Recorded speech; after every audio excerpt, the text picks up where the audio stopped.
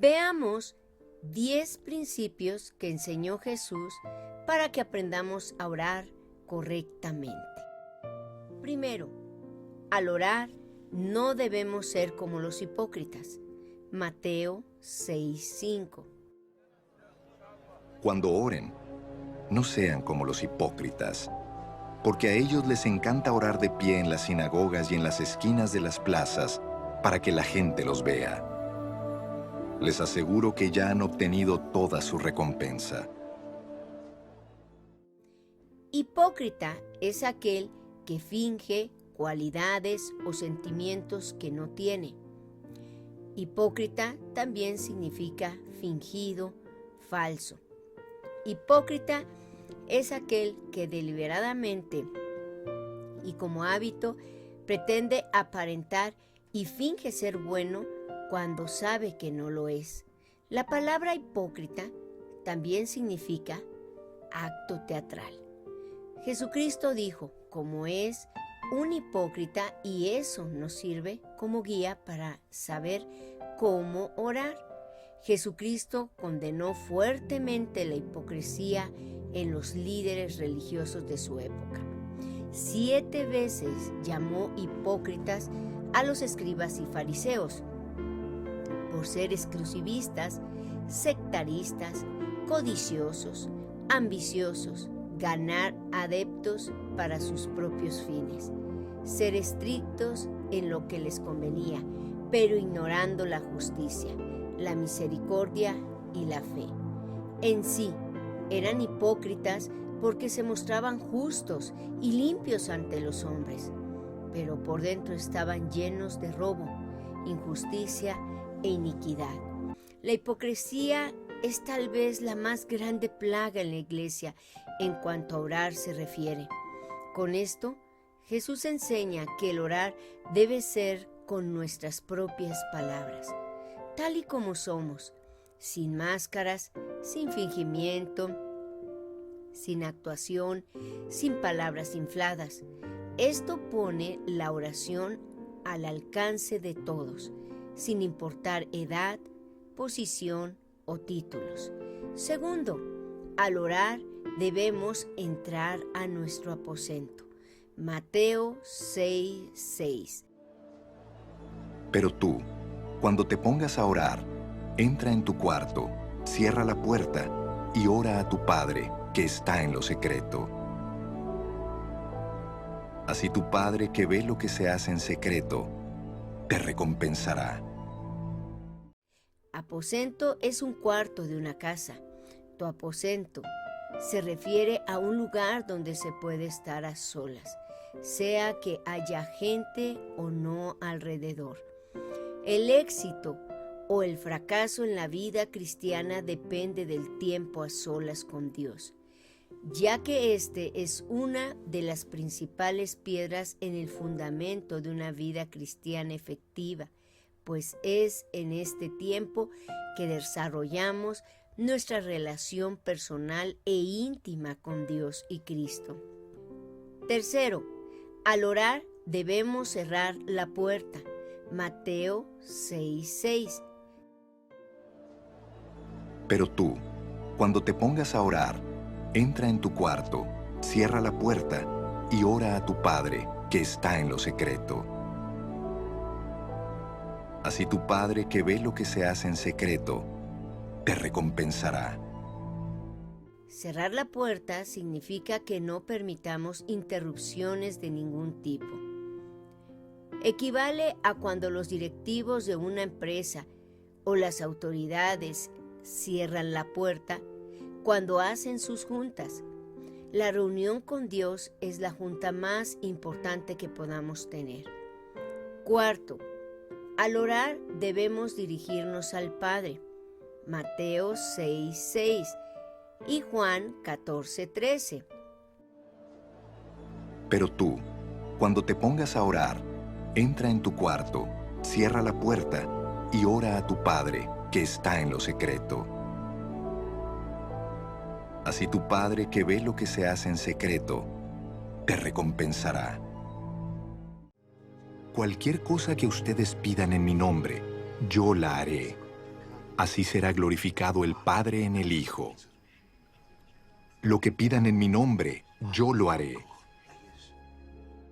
En la oración estamos involucrados nosotros, el Padre, Jesucristo y el Espíritu Santo.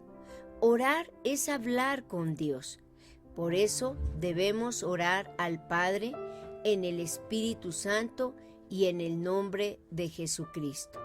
Quinto, al orar no debemos usar vanas repeticiones. Mateo 6:7. Y al orar, no hablen solo por hablar como hacen los gentiles, porque ellos se imaginan que serán escuchados por sus muchas palabras. Vanas repeticiones significa repetir palabras, oraciones o letanías sin estar conscientes de su significado. Repetir y repetir una oración o plegaria no es orar. Hay quienes piensan que si repiten muchas veces una misma oración, Dios les oirá y para ellos eso es como un sacrificio. Dios nos oye y está atento a nuestras oraciones. Por eso es inútil y en vano repetir. Sexto, al orar no debemos hacernos semejantes a los que no conocen a Dios. Mateo 6:8 y Mateo 6:31 al 32. No sean como ellos, porque su Padre sabe lo que ustedes necesitan antes de que se lo pidan. Así que no se preocupen diciendo, ¿qué comeremos? ¿O qué beberemos? ¿O con qué nos vestiremos? Los paganos andan tras todas estas cosas, pero el Padre Celestial sabe que ustedes las necesitan. Hay muchas razones para orar, pero por sobre todo, el propósito principal es el de glorificar a Dios. La oración no es un túnel de escape para sacarnos de las dificultades o hacernos fácil la vida. El propósito es glorificar a Dios, no importa cuál sea el precio a pagar. La oración debe ser un hábito para tener amistad íntima con Dios. Séptimo, al orar debemos usar el modelo que enseñó Jesucristo. Mateo 6:9 al 13. Ustedes deben orar así. Padre nuestro que estás en el cielo, santificado sea tu nombre. Venga tu reino. Hágase tu voluntad en la tierra como en el cielo. Danos hoy nuestro pan cotidiano. Perdónanos nuestras deudas, como también nosotros hemos perdonado a nuestros deudores. Y no nos dejes caer en tentación, sino líbranos del maligno. El Padre Nuestro, u oración del Señor, ha sido malinterpretada y se ha usado como una vana repetición, y millones en el mundo la repiten por repetir, sin saber qué dicen ni lo que significa. No debemos repetir esa oración como pericos, sino más bien Jesús nos la deja como un modelo a seguir y a incluir en nuestra oración. Octavo, al orar debemos perdonar a los demás sus ofensas. Mateo 6:14 al 15 y Marcos 11:25-26. Porque si perdonan a otros sus ofensas, también los perdonará a ustedes su Padre Celestial. Pero si no perdonan a otros sus ofensas, tampoco su Padre les perdonará a ustedes las suyas. Y cuando estén orando, si tienen algo contra alguien, perdónenlo, para que también su Padre que está en el cielo les perdone a ustedes sus pecados.